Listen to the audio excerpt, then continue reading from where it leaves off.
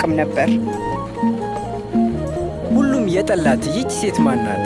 ሳምራዊት ናት። ለመጣላት አይበቃም? በሉኑ የሚበላ ንግዛ።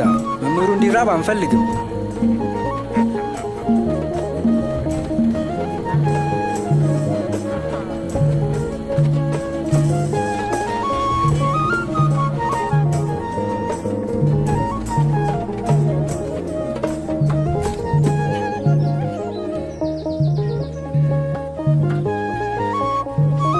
ውሃ ልታጠጪኝ ትችያለሽ? አንተ ይሁዳዊ ነህ፣ እኔ ሳምራዊት ሴት ነኝ። ውሃ ጠጪኝ ብለህ እንዴት ትጠይቀኛለህ? የእግዚአብሔርን ስጦታና ውሃ ጠጪኝ የሚልሽ ማን እንደሆነ ብታውቂ ኖሮ አንቺ ትጠይቂው ነበር፣ እርሱም የሕይወትን ውሃ ይሰጥሽ ነበር። ጌታዬ፣ ጉድጓዱ ጥልቅ ነው፣ ውሃ የምትቀዳበትም የለህም። ታዲያ ውሃውን ከየት ታመጣለህ?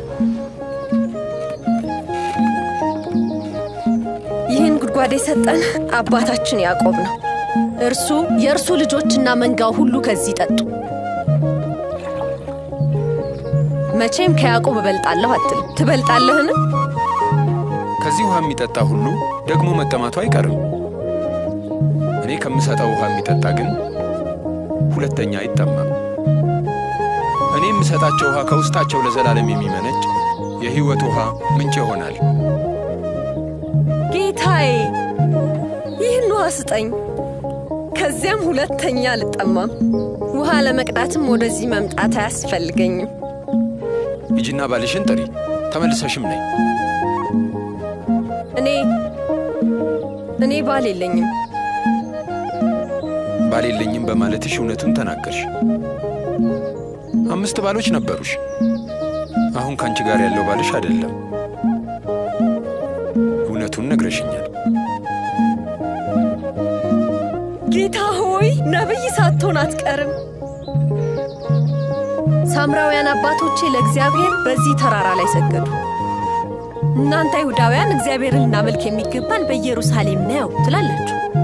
አንቺ ሴት እመኚኝ፣ ለአብ በዚህ ተራራም ሆነ በኢየሩሳሌም የማትሰግዱበት ዘመን ይመጣል። እናንተ ሳምራውያን ልታመልኩት የሚገባችሁን በእርግጥ አታውቁም። ጊዜ እየመጣ ነው፣ ደግሞም መጥቷል። ሰዎች አብ የሚወደውን ንጹሑን አምልኮ በመንፈስ ቅዱስ ኃይል እየሰዉ እግዚአብሔርን የሚያመልኩበት ጊዜ መጥቷል። እግዚአብሔር መንፈስ ነው፣ የሚሰግዱለትም በእውነትና በመንፈስ ሊሰግዱለት ያስፈልጋል። ያቺ ሴት እኮ ናት። ምን እያደረገ ነው? ከሷ ጋር እያወራ ማንነቷን ያውቃል።